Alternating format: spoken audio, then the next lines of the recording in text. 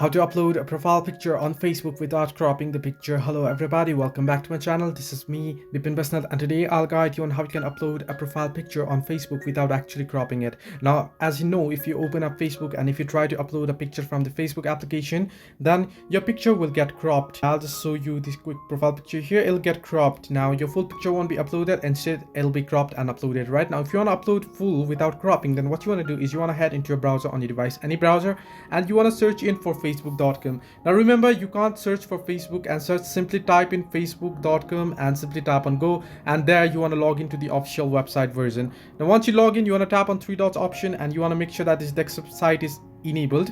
Now in my case, you can see here, if I just turn off this desktop site here, I'll be redirected. So you want to tap on three dots there and you want to tap on desktop site option. Now if you do this in Chrome, you'll find it easier. Now next thing what you want to do is you want to tap on the profile option that you can see on the screen.